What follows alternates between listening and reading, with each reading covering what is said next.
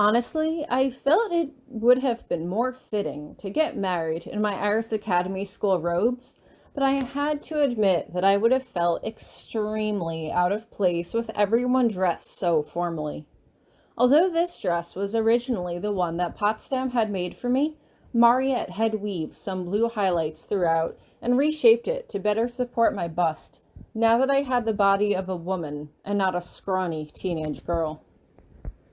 After Virginia led Alice in as the flower girl, it was finally my turn to enter the room with Mariette accompanying me. As I walked past the benches in the ballroom, I realized that the seats are filled by no less than 200 people. There are a few of my old Iris Academy classmates that I recognize, like Manuel, as well as some notable officials that Hieronymous and I had met with. Several Iris Academy professors were there too, like Professor Van Braun and Ms. Darden. Jason wasn't there, although I hadn't really expected him to be. Apparently, no one had heard from him since he quit teaching and went back to the other world. I would have thought he would have kept in touch with his former students, but instead it felt like he almost hadn't existed at all. Virginia's whole family seemed to be in attendance, as well as Minnie and Jacob's parents. All of my friends were in the front row, along with Melodia. King Solomon stood at the makeshift altar, with Hieronymus standing beside him. I couldn't look at him too closely.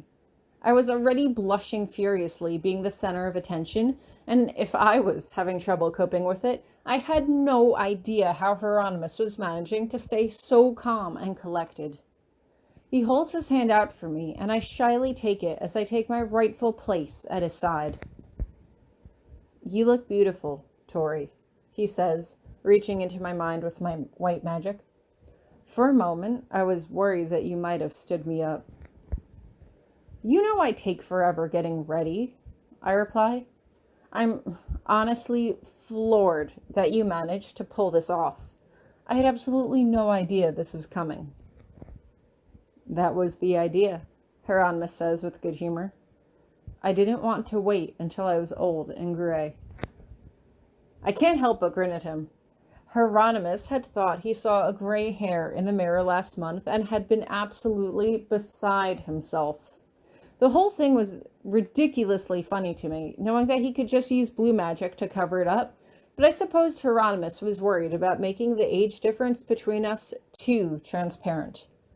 After all, there was a 14-year age gap between us.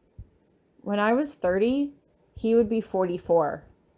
When I turned 40, he would be 54. When I turned 50, he would be 64. I didn't want to count much higher than that. Solomon raises his hands in the air and then claps them above his head, as if calling for silence, before he looks back at us. "Shall we begin?" We both nod, and Virginia steps forward to hand me a basket while Beige hands one to Hieronymus. I take a peek at my basket and see that it is decorated with blue and orange ribbons and contains an ear of corn. I still never found out what that ear of corn meant, but I suppose that was something that I could find out later. I take a look over at Hieronymus's basket. His ribbons are black and gold, and there are tree branches artfully arranged in his. I have no idea what those meant either, but as I'm pondering over it, I realize that I'm missing most of what Solomon is saying. I tune in just as he starts explaining that we are entering into this union of our own free will, finally, and the importance of upholding the values of honor and loyalty. And, with each, the gifts provided for the other. I remember this part. I turn to Hieronymus and hold out my left hand to present the handle of the basket. "I give to you my kindness and my courage." He takes hold of my basket with his right hand while holding out his with his left. "I give to you my wisdom and my protection." Then I take hold of his basket with my right hand so that our four hands are crossed together. Virginia and Beige step in, one on each side, to lift the dangling ribbons and drape them over our hands. As two streams join to form a river, So your two lives joined to create something greater than they were, Solomon continues. One family and one future. May the three kindred bless this union and grant you both an eternity of peace and love, now and in the after. You may now kiss the bride. Hieronymous doesn't hesitate as he reaches forward and kisses me deeply. There are hoots and cheers and applause and a stomping of feet, which I assumed was most likely coming from Donald. As people come over to congratulate me, I can't help but feel my lower lip quiver with emotion. Are you serious? Virginia whispers to me. You're not going to start crying too, are you? I just shake my head, not trusting my voice to speak. Do you want me to step on your foot? Do you think pain might help?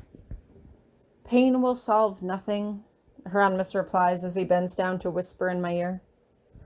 If you feel yourself starting to become overwhelmed, just think about what I'm going to do to you when we get back to the room tonight.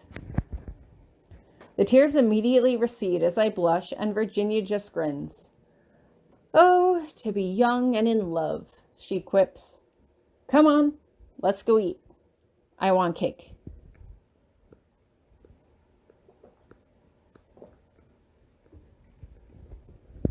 We head into an adjoining room, which has a long table on one end that overlooks all the other tables below it.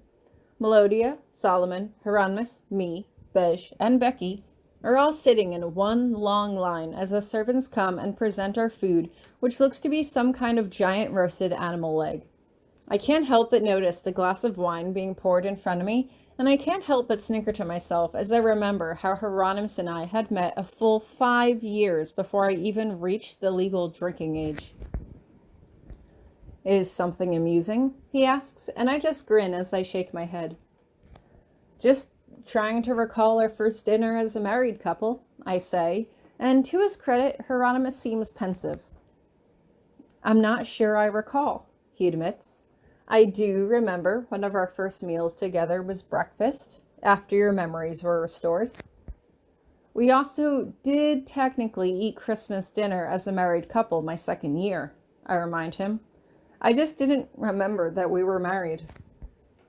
Then does that count? Hieronymous asks, and I consider this for a moment. I want to say yes only because you had feelings for me and I for you, I reply happily. Plenty of people get married all the time, but that doesn't mean they love each other. Hieronymous smiles at me as he reaches over and brushes my hair back out of my face. I love you so much, Tori. Truly. I can't imagine what my life would be like if I had never met you, but it would have been a dull one. Same with me, I agree. Even though we were in a few life or death situations, I learned so much about the world after we got married. I learned so much about myself after we got married. I quickly stop talking as I feel myself becoming emotional again. I learned that I am apparently an extremely emotional person. And it's just one of the many things that I love about you, Hieronymous says as he takes my hand and kisses my knuckles. After dinner, we return back to the ballroom. The benches had been cleared away and refreshments had been again set up along one wall, giving off the impression that this was just another typical holiday party. However, since this was technically our new wedding day, Hieronymous and I were granted the first dance. As the second song begins to play, Solomon and Melodia join us on the dance floor. It's joined by other couples, Becky and Beige, Jacob and Melissa, and I can't help but smirk as I see Virginia along one wall, twirling Alice around and around. I love it when you seem happy, Hieronymous says as he rests his forehead against mine. I'm not happy, I counter. I think that this feeling goes way beyond happiness. I try to think of a word that explains what I'm feeling right now, but I don't think it exists. Grateful, Hieronymous offers, and I look up at him. On my part, I can say that I am grateful that I met you and for all the warmth and light you have brought into my life. You have challenged me, of course, just as I have challenged you, but I spent 10 years hovering in abeyance, and I did not truly grow in any way but age until I met you. You have given my life meaning, Tori, and I am thankful for that every day. I can't help but blush, feeling myself becoming overwhelmed by emotion again. Same. I pause for a moment. Did you rehearse that? I did, Hieronymous admits sheepishly. I was going to read the vows I wrote for you during the ceremony, but I thought it would be unfair to put you on the spot. I also decided our relationship is too intimate to share with so large an audience. There are a lot of people here, I agree as I glance around. Normally, I'd say that we should just ditch the party and sneak off to spend the rest of the night together, but that's considered bad form, isn't it? Aren't we supposed to stay until the end of the party so that we can thank each person for showing up? That is proper form, Hieronymous agrees. However, as your husband, there is nothing that I feel I can deny you. We should stay, I decide. Besides, I want to say hi to everyone, especially Professor Van Braun and Ms. Darden. They came all this way just to attend our real wedding. I can't help but giggle to myself. I wonder if they'll even recognize you. You're so nice now. I was always polite to my colleagues, Hieronymous insists. It was inane students that I had no patience for.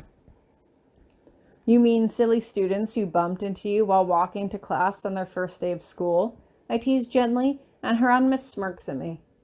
Hey, I just realized something. We renewed our vows. We're bonded again. It seems we are, Hieronymous muses. We could always relieve each other of our vows, if you're concerned that someone might use them against us. Nope, I say happily. I am glad to say that I think our days of death-defying adventures are far behind us. I think the biggest obstacle we have to face now is raising a family and being two loving and caring parents to our future children. And you think we will succeed in this venture, do you? Hieronymous asks, and I just bob my head up and down. Oh? And how can you be so sure? Because I just got married today, and I am too happy to entertain even one negative thought right now, I say, and Hieronymous laughs. Although I suppose we're going to have to add this to our ever-growing list of anniversaries to celebrate. First, it was January 20th. Then, May 1st. Now it's December 28th. We also need to celebrate the day we met, Hieronymous teases. Sunday, September 1st. That's fair, I concede. I think maybe we should just celebrate every single day we're together. Does that work for you? If it pleases you, Mrs. Grabiner, then it will be done, Hieronymous replies as he kisses me, and I can't help but wrap my arms around him as I bury my face in his shoulder. Are you sure we can't go back to the room now? I ask, and Hieronymous just chuckles. Patience, Tori, he reminds me. Some things are worth waiting for.